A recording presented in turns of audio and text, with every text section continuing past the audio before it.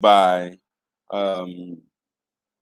peace on the group regarding what we've done so far. So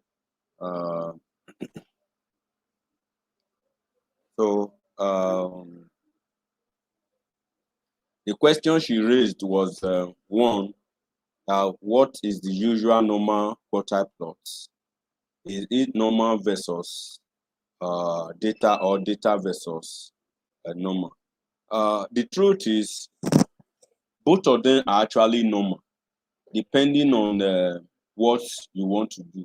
But what is usually, most time, what you see is data versus normal. So whichever one is acceptable. It's just based on what you the plot, the kind of plot will determine the kind of interpretation that you can give to that particular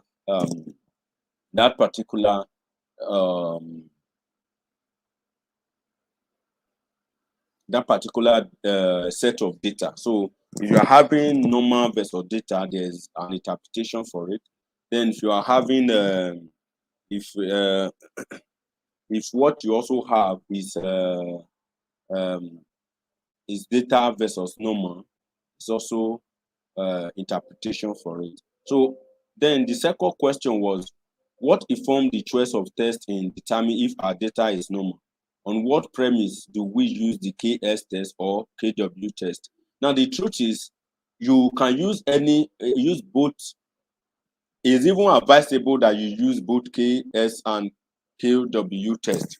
But the truth is, most time, both of them do not usually, you don't have the same value for both of them. You know, they are different kind of tests. So what usually happens is you can use both of them. The most important thing you are picking out of the two analysis is actually their p-value, because it's their p-value that actually inform your interpretation. Now, that inform your interpretation. So in essence, sorry, let me try and add. Laura, your mic is not connected, so you may have to. Okay, yeah, better now. So, like I was saying, what usually inform your choice of KW or KS is not just about the kind of data you have. Sorry, Laura, can you mute your mic, please? So, for you to use any of the tests, your data set will always determine what you will do. So if you are using KS test, you will have a value. Then if you are using KW test, you also have a value. But you know that each of these tests are not just interpreted in isolation. Even when you have, let's say, KS test that is the p-value is less than, is greater than 0.05. But when you check the histogram plot, you see that it's not showing the kind of plots that normal histogram histogram data should take. You don't go ahead and accept it. Then you will now use your knowledge. That's why normality test is not just a one-off test based on one particular model or hypothesis. You have to look at several tests. You have to look at the box plot. You have to look at the KSW test or the SW test, KS test or SW test. Then you have to check the normality plot. You also check the histogram plot. So those three things must agree. At least they must agree for you to actually say that this is normally distributed. No, when I say three of them must agree, at least two of them must agree. So if two agrees, then the last one does not agree, then you can. But in most cases, your histogram must have a normal plot for an histogram for you to actually say that it is normal. So that is that. Then the next question was that are they based on sample size or skewness of the normal plot? No, each of these tests though are not based on skewness. Is also part of what you use to check for normality. Uh, Normality, because if you have a data that is skewed to the right, it's likely that that data is not going to be normally distributed. If you also have a data that is skewed to the left, it's not going to be normally distributed. That is why for you to have a normal distributed data, we must have that kind of shaped, the kind of histogram uh, plot that you have a few from a few data on the left, a few data on the right, then a kind of a build up to where you have at the center, where you have a whole lot of data that is many. So that is very, very essential. Now, the next question was that from the earlier example you gave, example you gave, concerning male be better in maths than female. I understand that. To me, I quite not really understand. I didn't really get that question. I don't think I've ever. Okay, I think we are talking about the IQ test, if I'm correct, please. Yes, this is the IQ test. Okay, so it's not about may be better in mathematics. So it was the IQ test. So you said I understand that two mean value and their standard deviation were considered, but I do not understand why their SD were pulled. Please show more light on this. I don't understand when you mean their SD and variance were pulled. Can you explain what you were trying to pass across?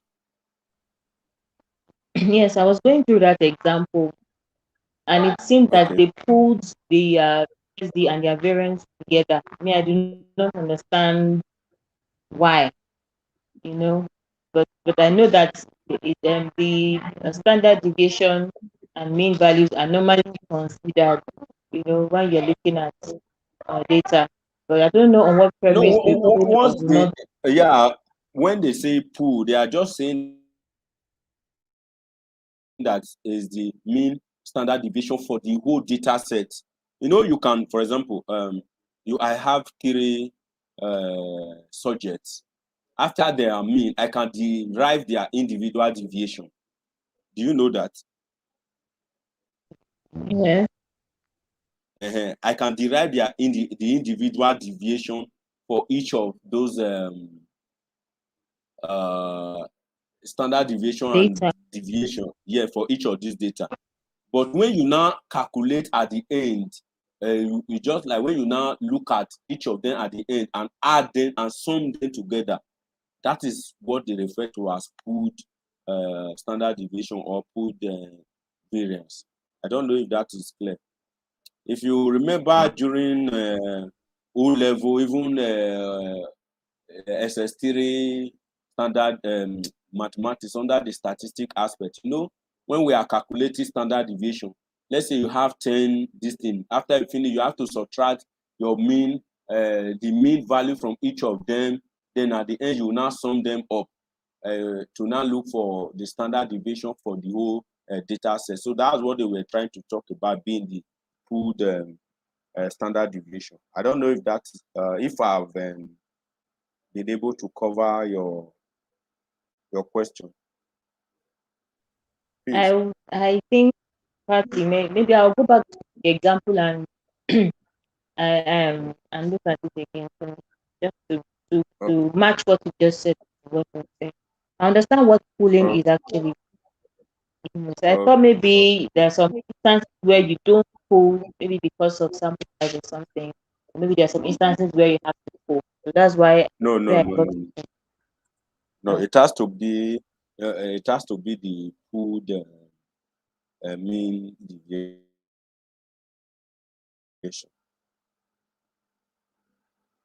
So Thank you very much. yes, we're going to.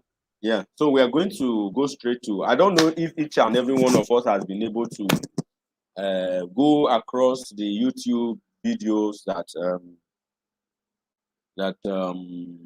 we looked at last week, and have we been able to go through it and gain some of the essence of what I was trying to say there, so that, and also the slide, have we been able to look through the slides so that we can go straight to the class of today, because we're going to be, our class will be rounding up by this Sunday, so we need to do as much as we can.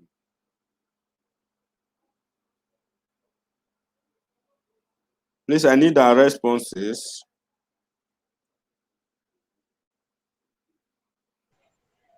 No, I was sir. able to go here. Yes, sir, Okay. we have.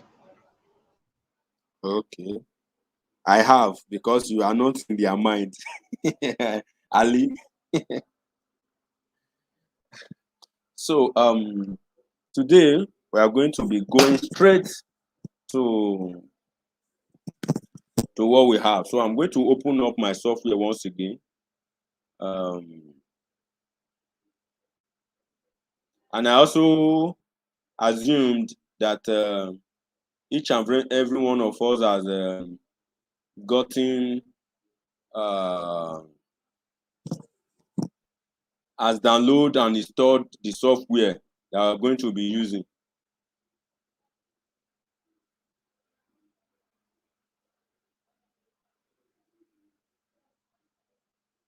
Yeah. Please, can you see my slide? Yes, Can I you see can my see it. screen rather? Yeah.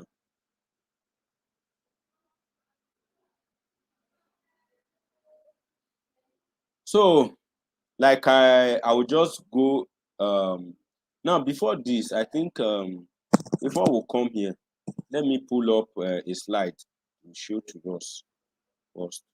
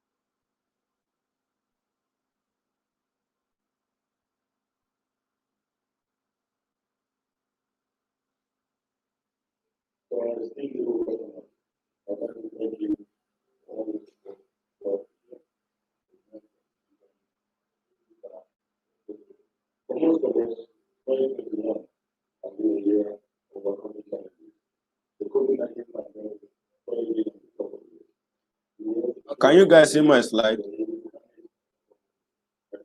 Yes, please, you can your Yes, yeah. sir, I can see it, sir. Okay. So the reason why I'm actually pulling this up is and I'm going to actually be using this and the software itself, so that I want to put them side by side, so that um I will be able to explain certain things as at every point in time.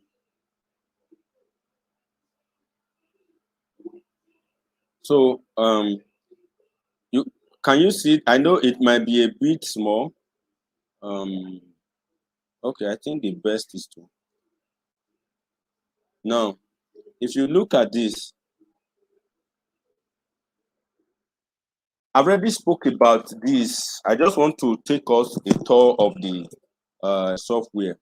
Now, if you look at this software, I told us that we have three variables. We have the data view, which is this.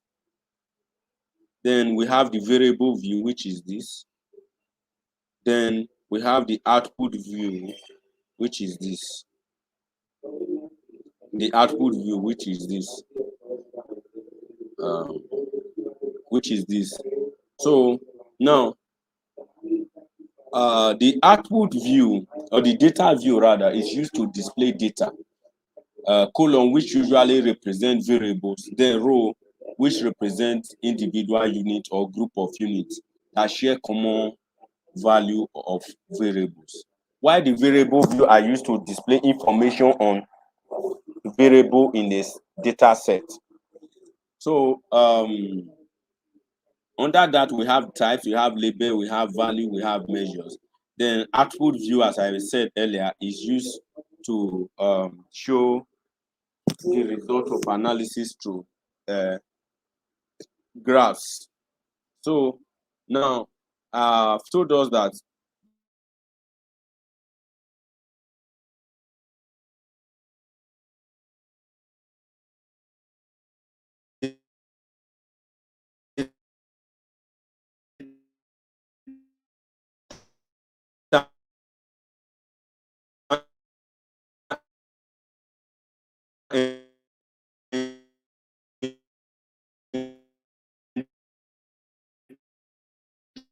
uh, tips. I've actually shown.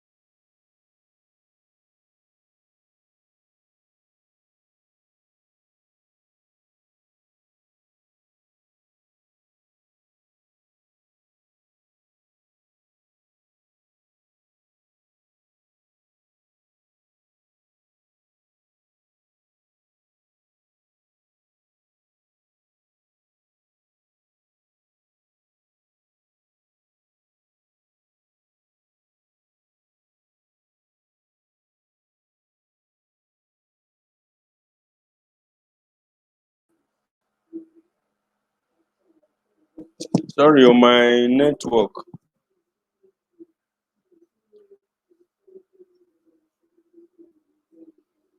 So as I was saying, usually when you sorry, my slide may take.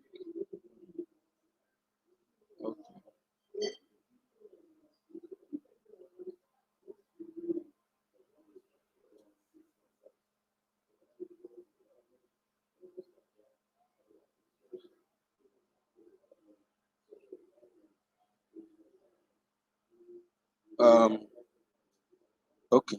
Now I was saying that for this for the please let me be sure. Are you guys hearing me? Yes, we can hear you. Please Okay. continue. So I was saying that I've shown you guys how to import your data from Excel. So I think I said I showed us last class, but for the purpose, I will just go through this slide to also demonstrate that. So usually to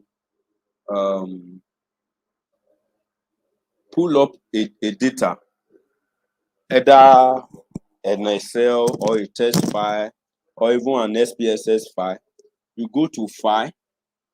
I demonstrated it last week. You go to File, you go to Open, you go to Data, then you change file type to Excel. Then to import a text file, you also click on File, you click on Open Data, then you change file type to text or data, as the case may be. Then once you've done that, let's demonstrate that now. Now, assuming I want to import a data set, remember we said you click on File, you click on Open, then you click on Data, then you go to the directory where your data is. My data is on my desktop and is on a folder called SPSS Training. So now you can see that because it's on .asv, which is the extension for SPSS, it brought out all the data that I have on SPSS. But the data I want to use is actually on Excel. So I'll click here. Then you see I've selected Excel here. That's why it came up. So if it's in any other, you will not see anything. So you have to make sure that it's on Excel extension. Then you click on Open. Then another dialog is going to come up now. That is going to tell me. So I'll click on OK. Then you can see this is the data set. So any data at all, this is how to open it in SPSS. This is how you open it in SPSS. So once you have done that, that is that. So if it's on the sorry, so if it's SPSS file, let's say is this particular data, then I can click here, then I'll click on OK. I don't need to change anything. Then see it will open up too. So this is it. So basically, that's how to open any data set in SPSS, Excel data, and any kind of data set at all in SPSS. So any question at this point?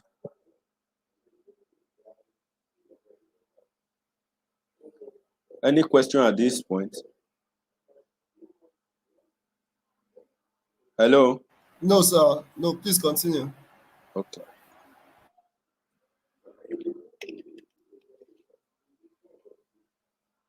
So we'll go back again to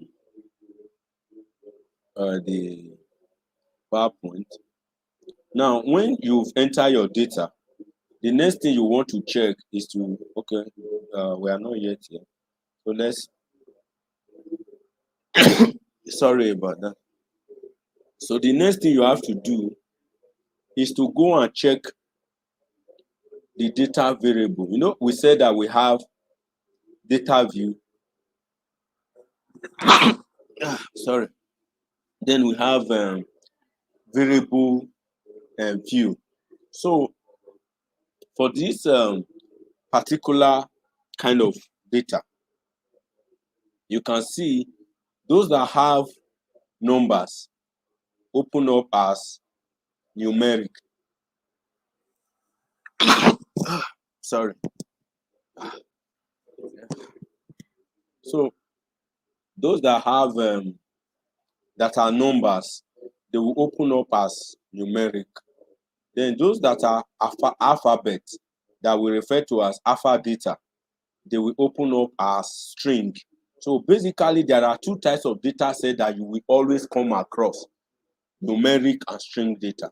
Yes, in some cases, you may come across date data, but most times you are going to be coming across numeric and string data set.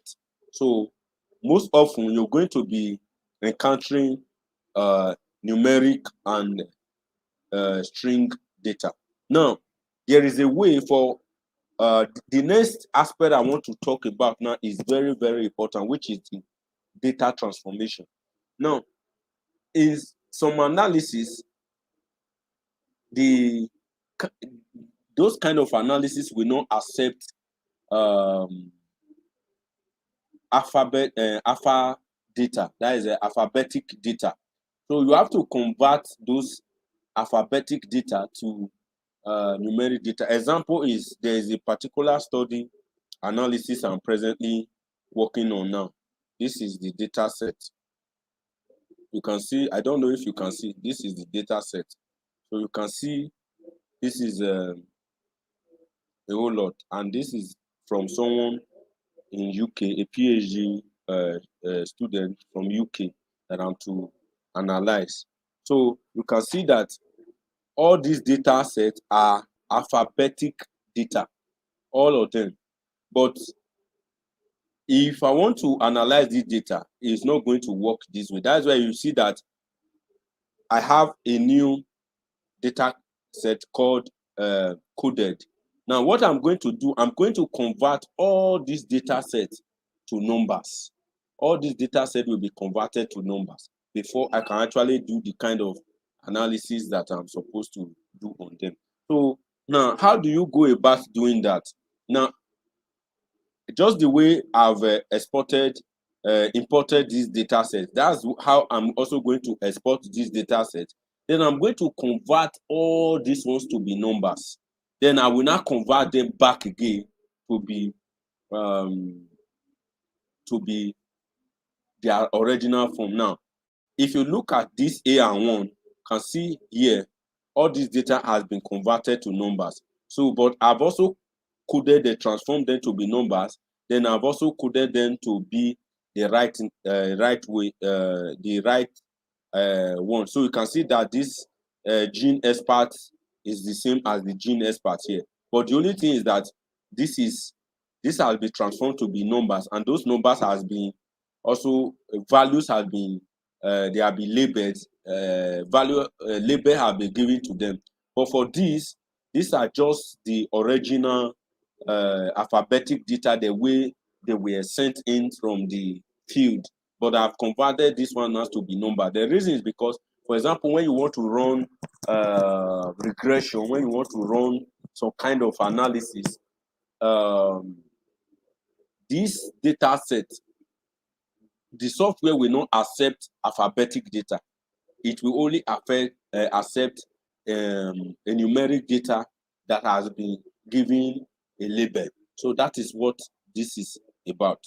Now, having said that, how do we go about transforming this data? That's actually the meat of everything that I'll be talking about. How do I convert, for example, this particular data set now? How do I convert it to become a number?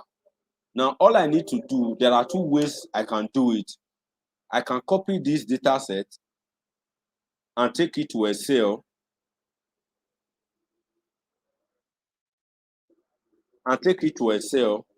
then and tell my Excel that wherever you see wherever you see MDR, I'll go to your replace and what is it called, find and replace. So I'll just tell my software, wherever you see MDR, call it 1 for me. So it's going to convert all FDR to 1. So you can see now it has converted everything to be 1. Now, but the only thing you will note is that it has converted because this one also carry, let me undo this. Now remember that we have MDR and non-MDR. So wherever I see MDR, it will replace it. So it's not for you. So let me go back to what I just did. Then I will say replace everything. Sorry. Supposed to be replace everything. So it has replaced everything. So all I have to now do is to tell the software that wherever I see non /1, which is non MDR, it should these are just basic Excel skills. So it's to not tell the software wherever you see no MDR1, please call it 2 for me. So I'll replace this. So you can see that it has automatically replaced everything. So I can copy this.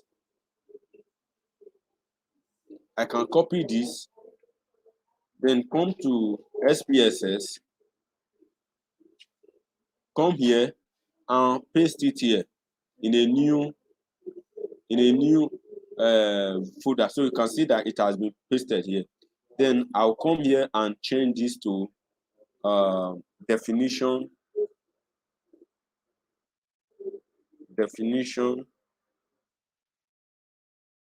underscore 1.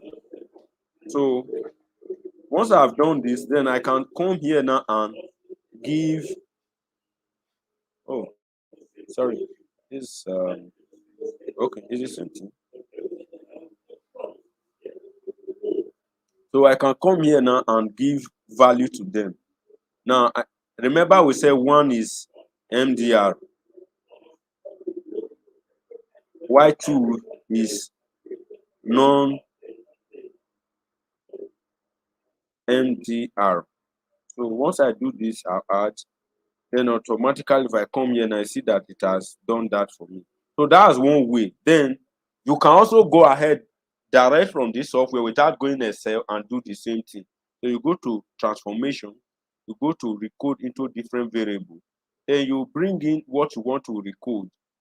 Bring it here. Remember we said definition. But remember now we already have 1, so it will be 2. Remember that there must not be space. If you put space and put something there, it will tell you illegal character. So if you want to add anything, you have to use an underscore. Then you can now decide to say the kind of what you want it to come out. You can say subject. I can call this subject classification. So I'll add this. Then this is where I actually do the trick. So I'll come here. I'll tell MD. Remember we said MDR. So I'll tell wherever you see MDR, call it 1 for me. So wherever you see non-MDR, but you have to be sure of how those things are written.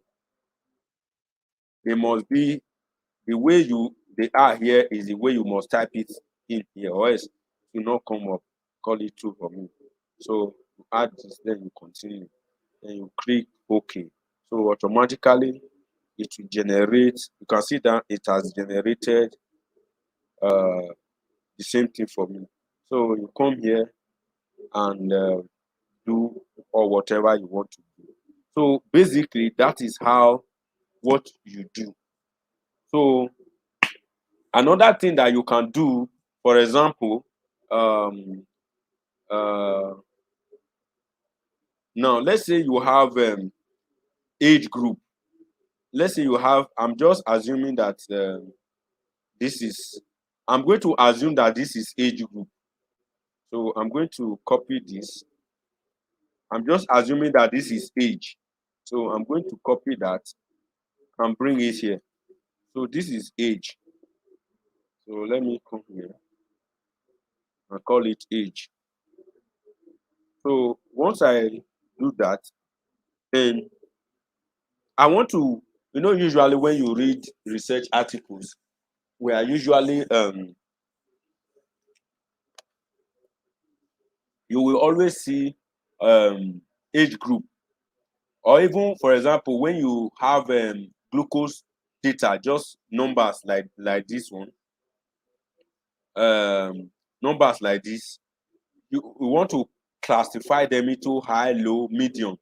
The age group, we want to classify them into less than 20, 20 to 40, 40 to 50, greater than 50, and all the likes. How do you do that?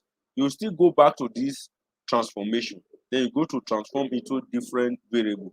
Now, this is the age I want to classify. I need you guys to get this very well. So let me reset this.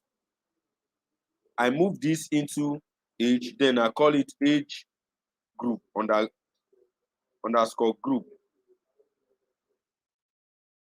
underscore group. So I cannot write it the way I want it to come, an age group. So once you do this, then you go to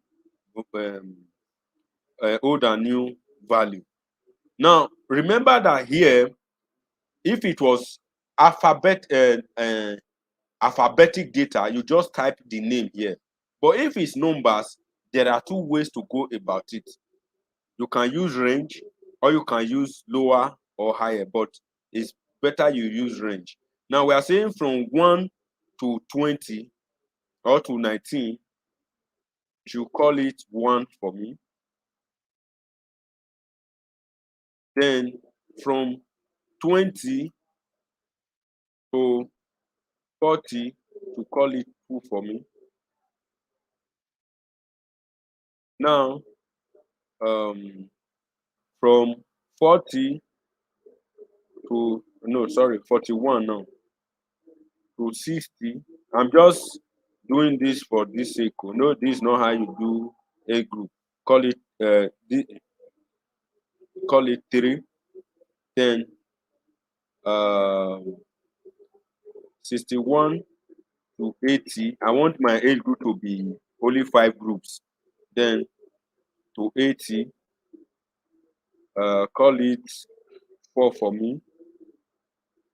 Then anything greater than 80, so 81 to, you have to know your maximum value. But in this case, we have 132. So I can even say 150. But I know there is not up to 150. So call it 5 for me. So I'll call it here, then I'll continue. Then I'll click OK. So if you come here, see that it has generated age group for me. So what do I do now? I'll come here and come and label. Remember we said 1 is less than 20 years. Yes. Then we said 2 is 20 to 40. So meaning that you must have a book that you will always use to write your codes down, so that you will not mistake. Then we say 3 is what? 41 to 60. Yes. Then we say 4 is 61 to 80. Yes. Then we say 5 is greater than 80 years. So click OK. So you can see this is what we have. So can you see how this is transformed? So if it's also high, medium, low, it's the same thing. So once you have coded your data, then you can now assign value to them, the case as the case may be. So any question so far?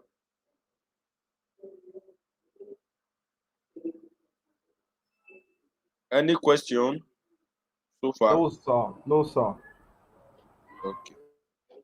No, sir. It's quite understandable so far. Okay, good. So let's continue. So after you have done your data, after you have transformed your data, now there are some other basic things that you may want to do. Let's assume you want to let's assume now you're only concerned about the MDR. All the analysis you want to do is just on the MDR. I'm using this MDR as an example. Now, one of the reasons why you also do this You also convert your alphabetic data to numeric data is because of what we want to do now. Now, this analysis I want to do, I'm only interested in just the I'm only interested in the aspect of the subject that are MDR. I believe we know what MDR, multi-drug resistance. So this study was actually for multi-drug resistant TB. So I'm assuming that this is actually for I'm only interested in just selecting only multi-drug resistant cases. So how do I do that? Then I'll come to data. I'll come to data selection. So you must understand each of these.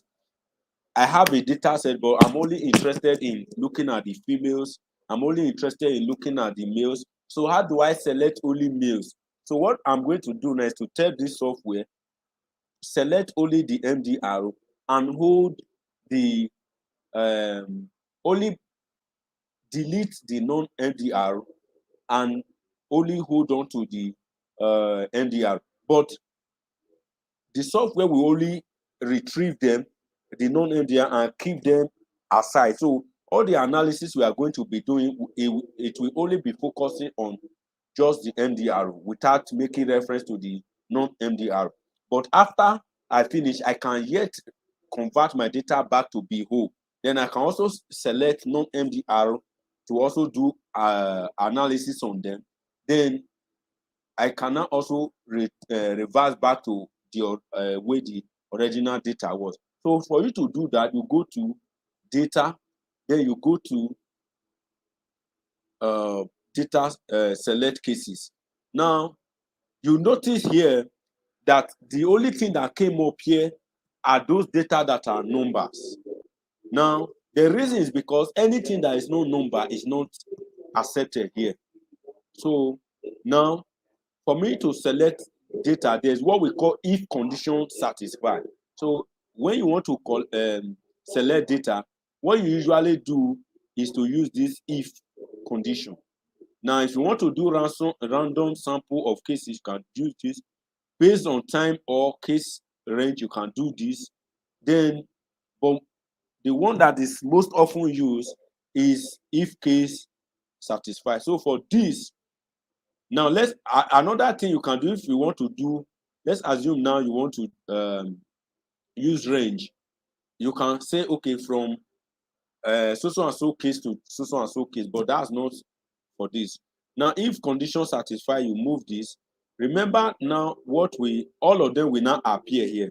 But the only one that you can assign are the one that are numbers. So this is the first one.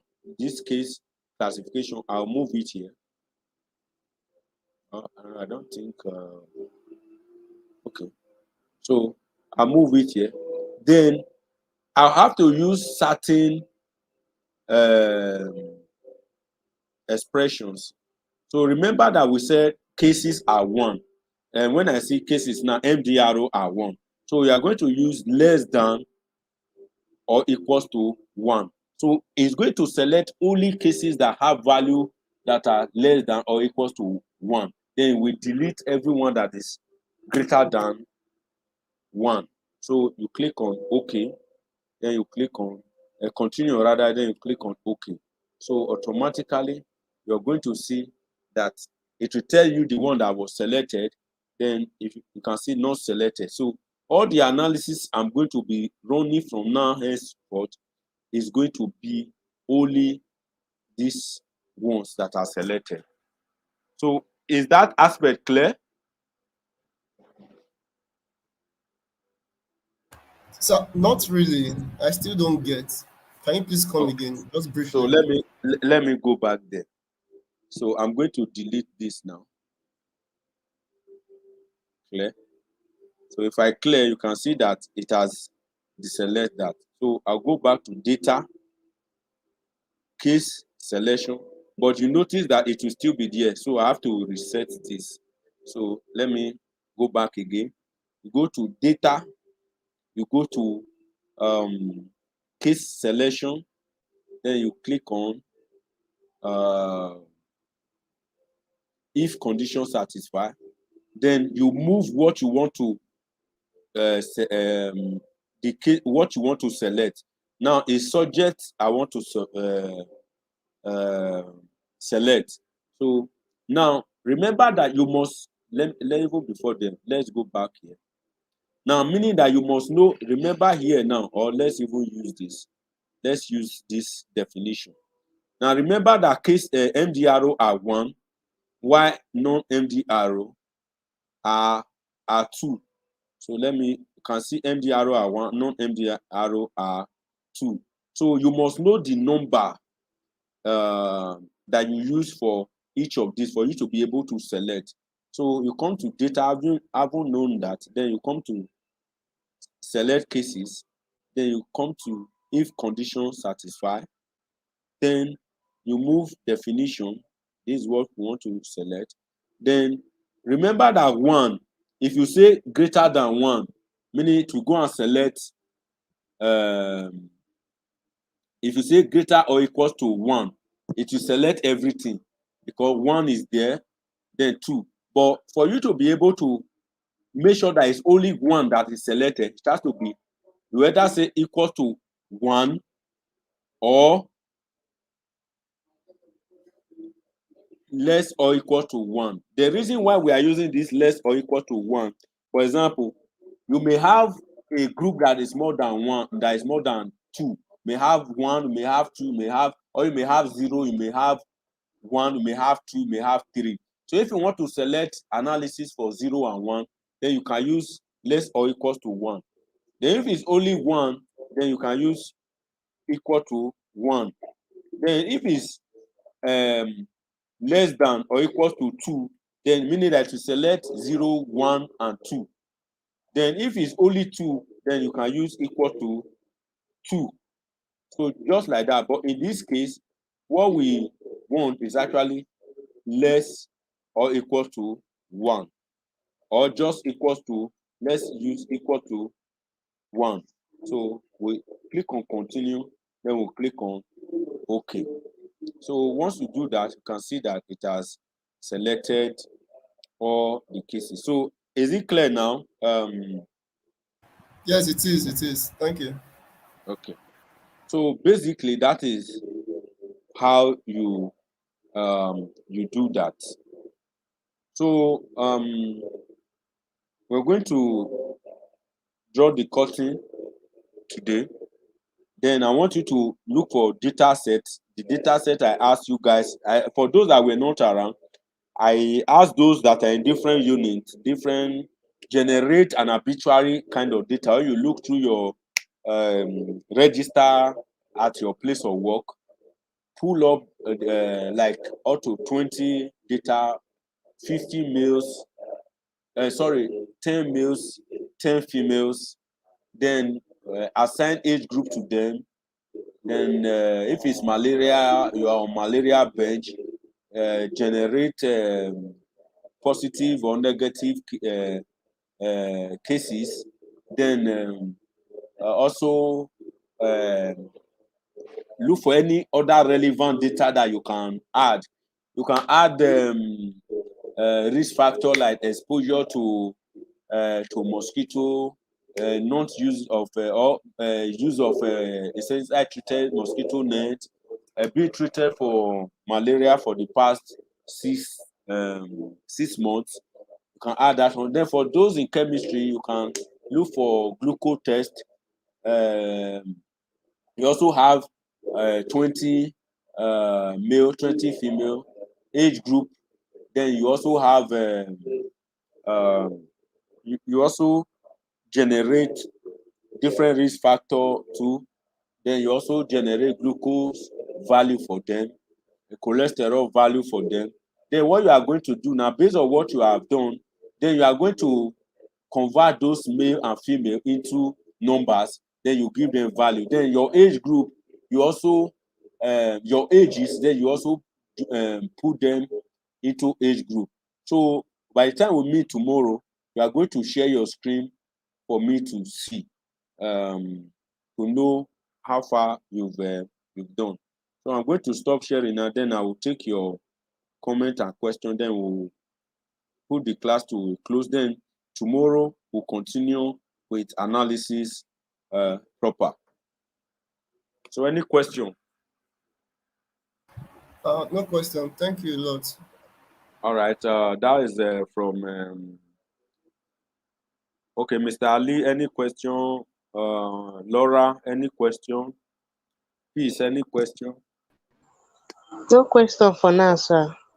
Okay. Peace, No any question. question? So I'm also going to make the link available so that you can watch it and to in case there is any area you are confused, you can watch and check uh, to be sure of what we've done so far. But the slides are going to be available after Sunday because uh, everything we are going to be treated are there. So when we finish the class on Sunday, then I will share that slide with you guys. This particular slide that I'm using now. So I want to thank you all for today. So let's make it tomorrow once again 8 o'clock so that we'll continue. So after this class, you can also tell your friends because we want to have a bigger group of people so that we'll be able to share more knowledge with people as much as possible, or even your institution, your organization, if there is need for training, we are available to actually train them, whether physically or virtually, depending on the place. So we'll always be ready to offer that to you, to any organization. So thank you so much. See you guys tomorrow. And after this training, you want to go further on research methodology. We have our website, my particular website too will be coming up soon. So for the next group of people, they may not have this kind of opportunity that you are having now for interaction. So we'll just upload them. Once they pay, the job be redirected to that website. Then the online videos, they will online classes they will accept. Then usually probably we only have one visual class like this to interact to those people if there's any question. Then we also try to develop a community where you can always, all the people that we've trained so far, all of you can always meet, raise questions. Each of you will ask questions. Then you also learn from each other in that kind of forum. So I want to thank you all for today. Then we'll see you tomorrow. So good night and God bless you. Thank you. Good night. Thank you, sir, and good night.